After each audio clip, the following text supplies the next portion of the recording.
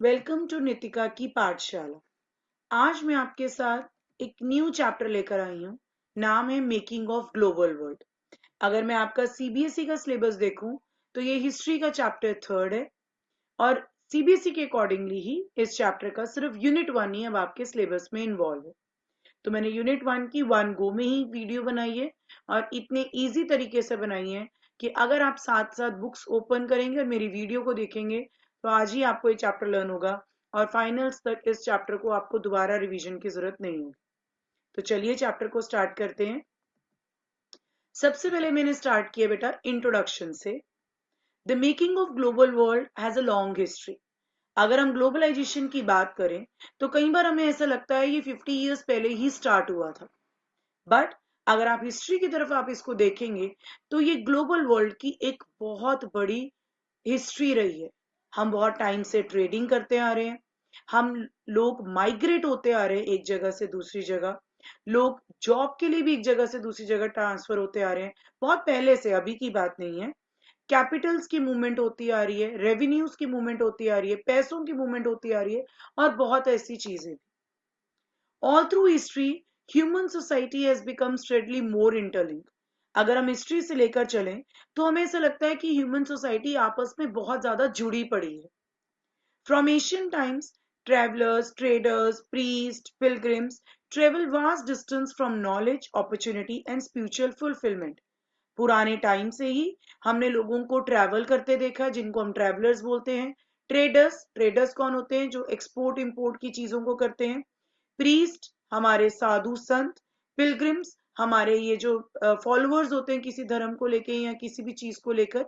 ये भी बहुत जगह से ट्रांसफर होते आ रहे हैं, ट्रैवल्ड होते आ रहे हैं नॉलेज के लिए, न्यू न्यू अपॉर्चुनिटीज के लिए और कई बार मोक्ष के लिए भी, क्योंकि हम पुरानी बातें कर रहे हैं। अब जब ये ट्रैवल करते होंगे तो दे कैरिड गुड्स, चीजें लेके जाते होंगे, अपने साथ मनी लेके जाते होंगे, वैल्यूज लेके जाते होंगे, कोई स्किल्स लेके जाते होंगे, आइडियाज, इनोवेशंस और अगर मैं बात करूं जर्म्स एंड डिजीजेस भी। क्योंकि आपको अगर कुछ बुखार है, जुकाम है और अगर आप एक जगह से दूसरी जगह में जाते हैं तो वो कम्युनिकेबल डिजीज है, दूसरे के होने के भी चांसेस हैं। तो पुराने जमाने से जब हम एक जगह से दूसरी जगह जाते हैं तो ये चीजें भी फ्लरिश होती हैं, ये चीजें भी ट्रैवलिंग करती हैं। और सबसे बड़ा एग्जाम्पल हमारे लिए आज कोविड है। कोविड भी ऐसे ही बेटा फैला था, है ना? तो ये चीज हम कह सकते हैं हम कैसे इंटरलिंक्ड हो चुके हैं आपस में। For more than a millennia, codis from the Maldives found their way to China and East Africa. कॉडीज क्या होते हैं बेटा? मैंने फोटोज लगाई हैं शेल्स। पहले ही पुराने जमाने में क्या होता था, बहुत समय तक मालदीव से ये शेल्स को, जिनको एक करेंसी की फॉर्म में जाना जाता था, चाइना से इसे ईस्ट अफ्रीका तक लेके गए थे। ये एक एग्जांपल है आपकी ट्रेडिंग का। नाउ आपका फर्स्ट टॉपिक आता है silk route link the world. छोटी क्लासेस से आप पढ़ते आ रहे हैं। रूट मतलब रास्ता, ऐसा रास्ता जिस रास्ते से सिल्क गया था। सिल्क जो आप आजकल कपड़े देखते हैं, उस सिल्क रूट ने कैसे दुनिया को आपस में जोड़ा। The silk route are the good example of vibrant pre modern trade. अगर हम सिल्क रूट की बात करें तो ये बहुत ही बड़ा एग्जाम्पल है प्री मॉडर्न ट्रेड, मतलब मॉडर्न ट्रेड के आने से पहले, and cultural link between distant parts of the world. और ऐसे बहुत से वर्ल्ड के पार्ट्स थे जिनके कल्चर को इसने जोड़ा। Silk route points to the importance of west bound Chinese silk cargoes along this route. Silk route अपने साथ साथ और भी कई चीजों की इंपॉर्टेंस जोड़ता है। ये वही रास्ता है जहां पे Chinese cargo, ship type cargo से सिल्क को दूसरी जगहों पे भेजा जाता था। They are known to have existed since before the Christian era. Christian era के आने से पहले से ही इस रूट को तैयार किया गया था। Historians have identified several silk route. Historians ने बहुत सारे सिल्क रूट्स को ढूंढा, लैंड के थ्रू, सी के through, knitting together vast region of Asia, linking Asia with Europe and Northern Africa. Historians ने ऐसे बहुत से सिल्क रूट ढूंढे जो लैंड और सी से कनेक्टेड है और कहीं ना कहीं एशिया को यूरोप और यूरोप एशिया को कहीं ना कहीं अफ्रीका से जोड़ रहा था। Chinese pottery also travel the same route as did textiles and spices from India and south east Asia. इसी रास्ते से चाइनीज पोट्री भी ट्रेवल होकर गई थी और यही वही रास्ता है जहां से इंडिया के टेक्सटाइल्स क्या होते हैं बेटा, कपड़ा, और स्पाइसेस ट्रेवल होके डिफरेंट पार्ट्स ऑफ वर्ल्ड में फ्लरिश हुआ। इन रिटर्न जब आप किसी को दोगे तो आपको बदले में भी लोग कुछ देते थे। Precious metal gold and silver flowed from Europe to Asia. जब एशिया से टेक्सटाइल स्पाइसेस जाया करते थे तो ब्रिटेन में यूरोप अपना गोल्ड और सिल्वर भी भेजा करते थे। Trade and culture exchange always went hand in hand. तो हम कहीं ना कहीं क्या देख रहे हैं, एक हाथ ट्रेड हो रहा है और एक हाथ से आप कल्चर भी ट्रांसफर कर रहे हैं। अर्ली क्रिश्चियन मिशनरीज मतलब जो बड़े बड़े क्रिश्चियन एसोसिएशंस होते थे जो क्रिश्चियनिटी को फ्लरिश करते थे, they almost certainly travel this route to Asia. Asia तक वो इसी रूट से ट्रेवल्ड होकर आए थे, as did early Muslim preachers a few centuries later. जैसे पहले मुस्लिम प्रीचर्स भी यहीं से ट्रांसफर होकर गए थे। Much before all this, Christian era आने से पहले, मुस्लिम प्रीचर्स से भी पहले, हम कहते हैं Buddhism emerge from eastern India from the same route. Buddhism जो ईस्टर्न इंडिया में इमर्ज हुआ था वो भी इसी सेम रूट से इमर्ज होकर ही आया था। तो कैसे हम लोग कह सकते हैं कि चाइना के सिल्क रूट से सिर्फ ट्रेडिंग नहीं हुई है, कल्चरल भी एक्सचेंज हुए और बहुत सारी चीजों की हमने एक्सचेंजिंग देखी। तो how silk route link the world, अगर आप ये सारे पॉइंट्स भी लिखेंगे कोई टीचर आपके नंबर्स नहीं कट करेंगे। वैसे तो ये बहुत छोटा टॉपिक है, 2 या 3 मार्कर से बड़ा नहीं आता। 5 मार्कर का भी अगर आ जाए कभी तो मैंने आप लोगों के लिए ये भी तैयार कर दिया है क्वेश्चन। नेक्स्ट आ जाते हैं फूड ट्रेवल, ये आपका सेकेंड टॉपिक है। Food offers many example of long distance culture exchange. Food ने भी बहुत सारे एग्जाम्पल्स प्रेजेंट कर दिए लॉन्ग डिस्टेंस कल्चर एक्सचेंज। खाने की वजह से भी हम लोगों ने एक्सचेंजिंग करी और कहीं ना कहीं हमारे कल्चर भी जुड़े। Traders and travellers introduced new crops to the land they travelled. जो ट्रेडर्स थे या जो ट्रैवलर्स थे उन लोगों ने न्यू न्यू क्रॉप्स को लॉन्च किया जहां पर भी वो ट्रैवल करके जाते थे। It is believe that noodles travel west from China to become spaghetti. ये बिलीव किया जाता है कि जो नूडल्स थी वो भी वेस्ट से चाइना की तरफ फ्लो होके गई, वेस्ट फ्रॉम चाइना, और वहां जाके स्पेगेटी का उन्होंने नाम पड़ गया। Arab traders took pasta to 5th century Sicily. Nationalism in Europe में भी मैंने आपको पढ़ाया था, ये एक आइलैंड है जो इटली में है। अरब ट्रेडर्स जब इटली आए थे तो अपने साथ पास्ता लेकर आए थे, और कहा जाता है कि आज हम अगर बात करें तो पास्ता इटली के देश के नाम से ही जुड़ गया है। देखा कहां से लोग कहां लेकर गए और कहां लिंक बन गया। Similar foods were also known in India and Japan. ऐसे कुछ फूड्स हैं जो इंडिया एंड जापान में भी आपको मिले हैं। So the truth about the region may never be known, but हमें आज तक उसका सच पता नहीं कि कहां से ओरिजिन हुआ और कौन लेकर आया। Many of our common foods such as potato, soya, groundnuts, maize, tomatoes, chillies, sweet potato, sour were not known to our ancestors until about 5 centuries ago. हमारे ancestors को इन foods के बारे में पता भी नहीं था 5 centuries तक पहले, और हमें पता भी नहीं है कि ये origin इंडिया का है भी है कि नहीं है।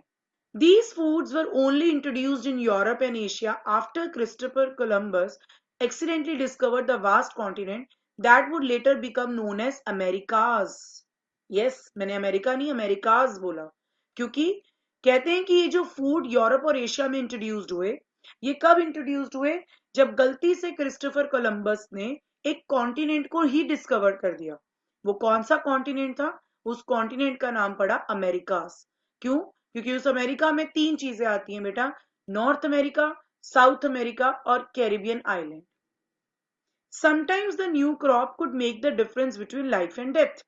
जब न्यू क्रॉप्स को लॉन्च हो रहे थे, जब न्यू क्रॉप्स की ओरिजिन पता लग रही थी, लोग यूज कर रहे थे अपनी लाइफ में, तो यही क्रॉप्स कहीं तो लोगों की लाइफ बना रही थी और कईयों को डेथ भी देती जा रही थी। कैसे? Europe poor began to eat better and live longer with the introduction of humble potatoes. जब पोटैटो की इन्वेंशन हुई, जब पोटैटो डिस्कवर किए गए, तो जो यूरोपियन पुअर्स थे वो इतने डिपेंडेंट हो गए उस पे, नो डाउट उनकी लाइफ भी बेटर हुई, खाने को मिलने लग गया, बहुत लंबे समय तक जीने लगे क्योंकि अब खाना मिल रहा था, तो वो पूरी लाइफ अपनी पोटैटो पे ही डिपेंडेंट कर पड़े। Ireland's poorest peasants become so dependent कहते हैं एक जगह इन्होंने बता दी आइलैंड, वहां के पीजेंट्स, वहां के फार्मर्स पोटैटो पे इतना डिपेंडेंट हो चुके थे कि that when disease destroyed the potato crop, जब वहां पे डिसीज आया जिसको हम कहते हैं इरिश पोटैटो फेमाइन। आपकी एक मैंने वीडियो बनानी है बेटा एक टाइम पे, जब आपके चैप्टर से रिलेटेड सारे पिक्चर्स और डायग्राम्स की भी मैं बनाऊंगी। ये डायग्राम है उसमें कि जब इरिश पोटैटो फेमाइन आया 1845 टू 49 के करीब में, तब कहते हैं 100,000 डाइड ऑफ starvation। लोग इतना पोटैटोस पे डिपेंडेंट हो गए थे कि जब पोटैटो की क्रॉप ही खराब हो गई तो वहां पे पता नहीं कितने लोग भूख से ही मर चुके थे। तो कई न्यू क्रॉप्स ने लोगों की लाइफ बना दी, तो कई जगह उन्हीं न्यू क्रॉप्स पे लोग इतना डिपेंडेंट हो गए कि उनकी डेथ तक भी हो गई। तो मैंने अभी तक आपके साथ 2 टॉपिक्स कंप्लीट कर दिए, silk route and food travels. चलिए अगला टॉपिक कंटिन्यू करते हैं, conquers disease and trade. 5 mark का टॉपिक है बेटा ये आपका। सिल्क रूट 2 और 3 में कह सकती हूँ, फिर भी मैंने 5 मार्कर के लिए रेडी कर दिया। फूड ट्रेवल भी 2, 3, 5 में आ सकता है, तो मैं हमेशा 5 मार्कर के लिए रेडी कर रही हूँ, ताकि आप छोटा तो कर सकते हैं बट बड़ा करने में बच्चों को प्रॉब्लम आती है। तो मैंने सारे आंसर्स आपके पॉइंट वाइज ही क्रिएट किए हैं। नाउ कॉन्कस्ट, कॉन्कर करना, डिजीजेस फैल जाना और ट्रेडिंग का क्या रोल था। The pre modern world shrank मतलब रिड्यूस होना greatly in the 16th century after European sailors found a sea route to Asia and also successfully crossed the western ocean to America। कहते pre modern world आने से पहले थोड़ा सा world जो था वो श्रैंक होना शुरू हुआ, रिड्यूस होना शुरू हुआ। कब हुआ? जब यूरोपियन सेलर ने एक सी रूट को ढूंढा, वो सी रूट जो एशिया की तरफ निकल रहा था, और उसी रूट से वेस्टर्न ओशन को कंप्लीट करते हुए एशिया के बाद वो अमेरिका में कॉन्कर करने चले गए। Indian ocean had known a bustling trade. Indian ocean हम पढ़ते आ रहे हैं ज्योग्राफी 9 से, इंडियन ओशन आपको पता है वो ट्रेडिंग के लिए कितना बढ़िया जगह है। उसी इंडियन ओशंस के थ्रू डिफरेंट कंट्रीज अपने गुड्स, पीपल ट्रांसफर होते हैं, नॉलेज ट्रांसफर करते हैं, इवन हम लोग अपने कस्टम ट्रेडिशंस को भी ट्रांसफर करते हैं। The entry of the European helped expand and redirect some of these flows towards Europe। जब यूरोपियंस ने एशिया, इंडियन ओशन के थ्रू एशिया के में एंटर किया, तो कहीं ना कहीं इन फ्लोज को, इन रस्तों को एक्सपैंड किया गया टुवर्ड्स यूरोप, ताकि यूरोप में भी चीजें जो हैं वो फ्लरिश हो सके। Before its discovery, America has been cut off from regular contact with the rest of the world for million of years. जब क्रिस्टोफर कोलंबस ने, जब तक अमेरिका डिस्कवर नहीं किया था, तो अमेरिका तो दुनिया से बिल्कुल ही अलग था, किसी को पता भी नहीं था अमेरिका नाम का कोई कॉन्टिनेंट है। But from the 16th century, its vast land and abundant crops and minerals began to transform land, trade and lives everywhere। But जब क्रिस्टोफर कोलंबस ने अमेरिका को खोजा, अमेरिका को डिस्कवर किया, तो उसकी लैंड, वास्ट लैंड, बड़ी बड़ी लैंड्स, और वहां पे इतनी सारी क्रॉप्स, क्योंकि अभी तक तो वो प्रॉपर यूज ही नहीं हुई थी, मिनरल्स, उसने कहीं ना कहीं लोगों के लाइफ को चेंज कर दिया, लोगों को ट्रेडिंग करना सिखा दिया, लाइफ चेंज होनी शुरू हो गई। Precious metal, particularly silver from mines located in present-day Peru and Mexico, also enhanced Europe wealth and financed trade with Asia। कहते हैं जो प्रीशियस मेटल, ज्यादातर सिल्वर, जो माइनिंग के थ्रू आज के पेरू और मेक्सिको से माइन किया जाता था, उसने कहीं ना कहीं यूरोप की वेल्थ को भी बढ़ा दिया। दिख रहा है ना, ट्रेडिंग वाला पार्ट भी आ रहा है, कॉन्कर हो गया एशिया और अमेरिका, अब ये ट्रेडिंग की बात हो गई है। और यही वो फाइनेंस, यही वो पैसा था जिससे एशिया के थ्रू ट्रेडिंग की जाती थी। Many expeditions set off in search of El Dorado, the fabled city of gold। बहुत सारी ऐसी एक्सपेक्टेशंस लगाई गई, ऐसी एक्सपीडिशन मतलब खोजा गया एल डोराडो में, जिसको फेबल सिटी ऑफ गोल्ड कहा जाता था, ताकि वहां से ज्यादा प्रीशियस मेटल को एक्सट्रैक्ट किया जाए। अब मैंने आपको कॉन्कर भी बता दिया, कहीं ना कहीं ट्रेडिंग भी बता दी, बट डिजीज कहीं ना कहीं गायब है। European conquest was not just a result of superior firepower. Europeans ने जब कॉन्कर किया, तो वो कोई भी गन, वेपन्स को यूज करके नहीं किया गया। In fact, the most powerful weapon of the Spanish conquer was not a conventional military weapon at all। कहते स्पेनिश ने जब कॉन्कर किया, यूरोपियंस ने जब हमारे ऊपर स्पेनिश ने कॉन्कर किया, उन्होंने मिलिट्री वेपन को यूज ही नहीं किया। Because of their long isolation. अब यहाँ पे किसकी बात हो रही है? आइसोलेशन मीन्स अलग रहना। कौन अभी तक अलग रह रहा था दुनिया से? America. America original inhabitants had no immunity against these diseases that came from Europe. Europe अपने साथ कुछ डिजीजेस लेकर आ रहा था और अमेरिका के लोगों की इम्यूनिटी इतनी स्ट्रांग ही नहीं थी, क्योंकि अभी तक वो इतने लोगों से मिले ही नहीं, उनकी इम्यूनिटी बहुत ज्यादा वीक थी। और वो अपने साथ कौन सी डिजीज लेकर आए? वो अपने साथ लेकर आए small pox. Small pox in particular proved a deadly killer. Small pox एक ऐसी बीमारी वो अपने साथ लेकर आए जो लोगों के लिए खतरनाक साबित हुई। Once introduced spread deep into the continent. और वो लेकर कैसे आए थे डिजीज? ये डिजीज वो लेकर आए थे अपने सोल्जर्स को। उनके सोल्जर्स जिनको स्मॉल पॉक्स हो रखा था, उन सोल्जर्स को वो अमेरिका में लेकर आए लोगों से लड़ने के लिए। लोग लड़ते क्या, जैसे वो उन लोगों के साथ कांटेक्ट में आ रहे थे उनको भी ये डिजीज होती गई। और ये डिजीज कॉन्टिनेंट में इतनी डीप चली गई, ahead even of any European reaching there. It killed and decimated whole communities. पूरी कम्युनिटी को इन्होंने खत्म कर दिया, paving the way for the conquest, और जगह को कॉन्कर करने का रास्ता ही बना दी। Until the 19th century, poverty and hunger were common in Europe. और उसी दौरान मैं कहूंगी कि यूरोप में पॉवर्टी और हंगर पूरी पीक पे थी बेटा। Cities were crowded and deadly disease were spreaded. लोग भरते जा रहे थे यूरोप में और खतरनाक बीमारियां भी फैल रही थी। रिलीजियस कॉन्फ्लिक्ट्स वर कॉमन, रिलीजियस डिसेंटर्स वर प्रोसिक्यूटेड। रिलीजियस कॉन्फ्लिक्ट मींस धर्म को लेकर लड़ाइयां बढ़ रही थी।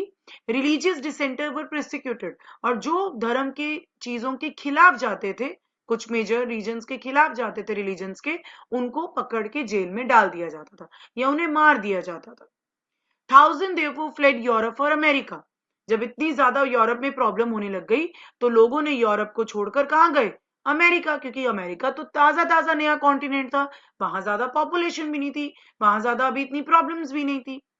By the 18th century, plantation worked by slaves captured in Africa were growing cotton and sugar for European markets. और कहते हैं कि 18th सेंचुरी तक बहुत सारे ऐसे प्लांटेशन स्लेव्स थे। याद आया कुछ फ्रेंच रेवोल्यूशन में हमने पढ़ा था कि अफ्रीका से स्लेव्स को पकड़ा जाता था और यूरोप में छोड़ा जाता था।